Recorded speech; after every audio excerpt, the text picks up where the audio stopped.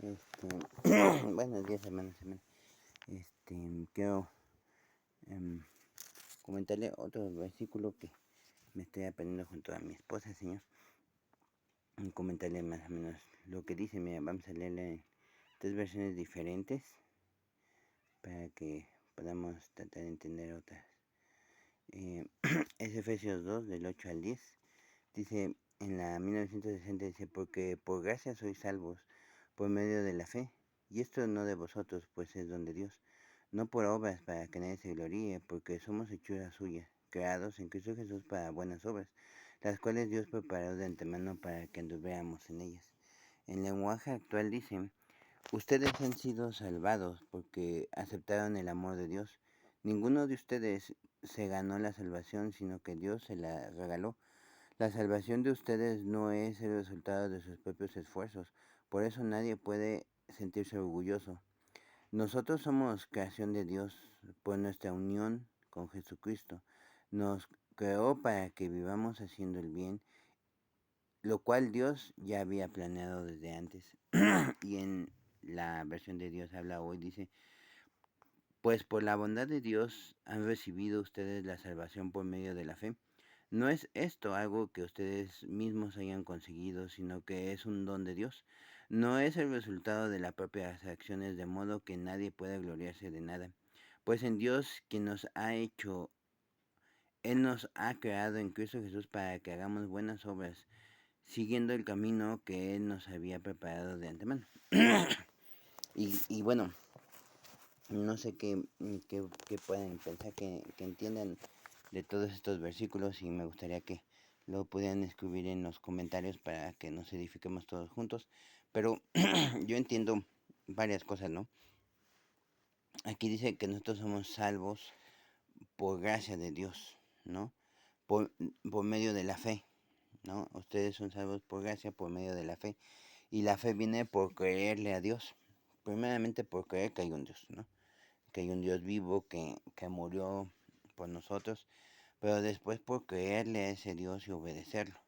Esa es la fe que después dice aquí que no es por vosotros, o sea, no es nuestra fe, no es porque nosotros la queramos, sino porque Dios nos la dio. Dios nos dio esa fe para creerle a Él completamente. Entonces, vemos primeramente que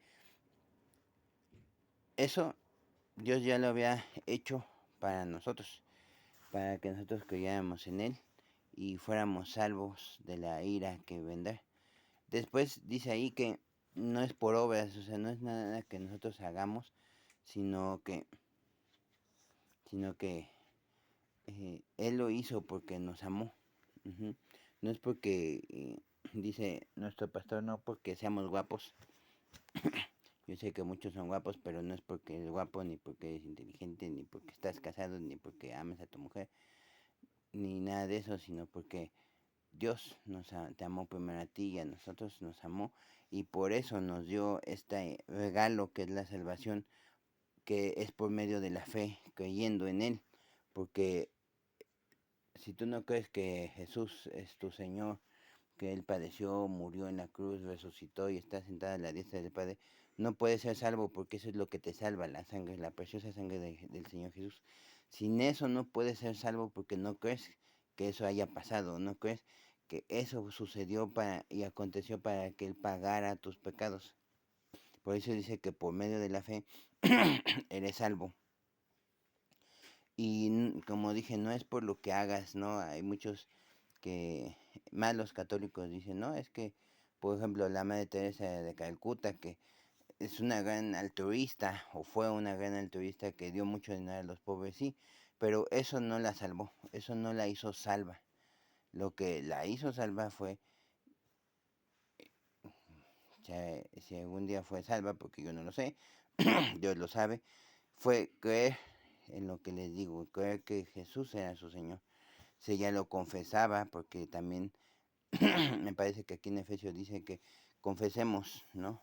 Que por la boca confiesa uno y, y del corazón sale todo por la boca. Entonces, si tú confiesas que el Señor es tu Señor, tu Salvador, que Él murió, padeció, fue crucificado y resucitó y está sentado a la diestra del Padre, entonces lo crees, tienes esa fe, entonces eres salvo. Aunque hayas dado todo, no por eso eres salvo, sino porque Dios te amó primero.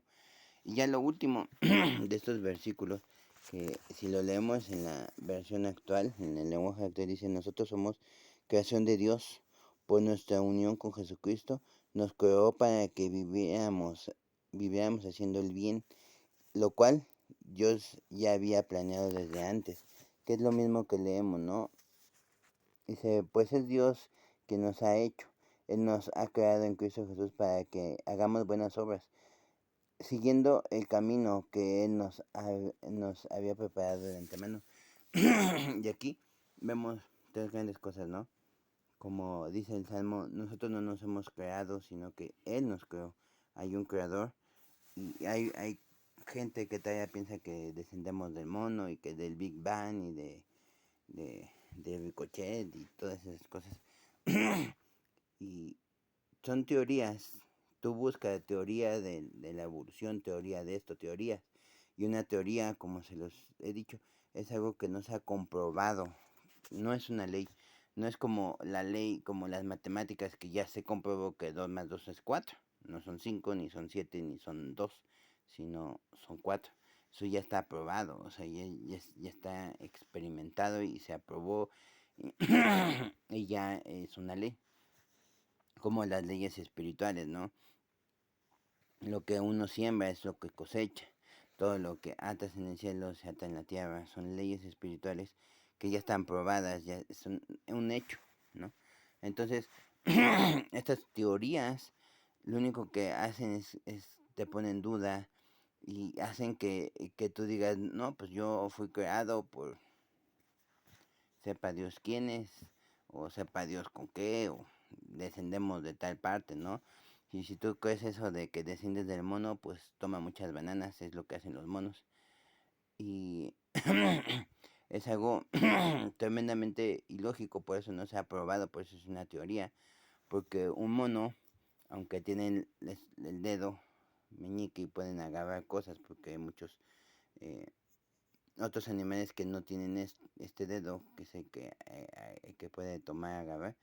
Eh, aunque el mono lo tiene, pues no tiene un razonamiento, no tiene una mente, una inteligencia. Todo funciona por instintos con ellos. Entonces, ahí se cumple la palabra de que el que ande en carne está en la carne y el que ande por el espíritu está en el espíritu. Porque, no sé, pero a mí me da la impresión de que los animales no es que no sean inteligentes, sí pueden ser inteligentes, pero no razonables. Tú no puedes hablar con un animal si está enfurecido, si está cazando, tú no le puedes decir cálmate o cachetearlo como en algunas películas, no, cálmate. No, no puedes. Tienes que llegar o dormirlo o matarlo porque son salvajes, no tienen un raciocinio. Y así son los monos. Si tú haces enojar a un mono, él se desquita, él va con furia, porque es su instinto. Pero nosotros no somos así. Entonces, todas esas teorías, pues son eso, son algo que no se ha comprobado. Y bueno, aquí dice, Dios te hizo. ¿Pero para qué? Para que tú hagas buenas obras, para que camines por el bien, para que vayas, como dice, perdón si me moví, perdón, como dice aquí, por unas sendas justas y vayas haciendo el bien a tus prójimos. Si tú ves si viene tu hermano con una necesidad y tú le dijeras, no, pues ahorita no tengo, ven mañana, mal estás haciendo. Tú tienes que ver la necesidad y tratar de hacer algo por esa necesidad. A veces se puede cubrir, a veces puedes hacer algo, ¿no? Nos contaba alguna vez, o algunos pastores cuentan que luego llegan a sus congregaciones y les piden dinero, ¿no? Es que mi hija está en el hospital fulano de tal, ¿no? Es que necesito dinero por esto, por aquello, y entonces decían ellos, bueno, nosotros preguntamos, bueno, dime en qué cama, en qué hospital, cómo se llama tu hija, para ir a verla, para orar, para constatar que todo esto es realidad y lo que te hace falta y nosotros podemos entonces ayudarte a tratar de cubrirlo. Eso es lo que dice esa parte de la Biblia. O sea, no es que tú tengas que dar algo, sino tú tienes que ser sabio, prudente. Y entonces si alguien viene y te pide algo, te pide un dinero, te pide... Nosotros, mi esposa y yo, a veces lo que hacíamos, eh, te pedían, dame para un taco y pues íbamos, le comprábamos un taco y se los dábamos, o dame para un agua y íbamos por el agua y se la dábamos, porque como les dije, a veces las personas piden y piden para sus vicios, ¿no? Tú ves que dicen, dame para un taco y después andan tomando cigarros o con drogas o X o Y, pero por eso tenemos que ser también sabios.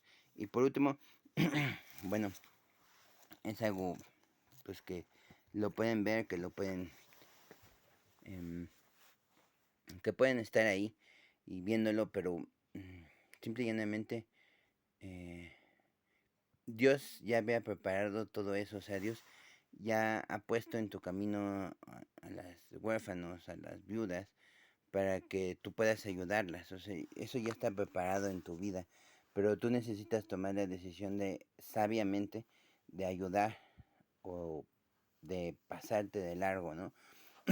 A veces mi esposo y yo cuando salíamos a dar de comer, encontrábamos personas que realmente sabían más que nosotros, que nos edificaban, que nos bendecían, porque Dios había preparado ya esas obras para que nosotros anduviéramos en ellas, haciéndola. Me acuerdo de cuando fuimos una vez por carne en metro porque no teníamos auto y nos encontramos a un señor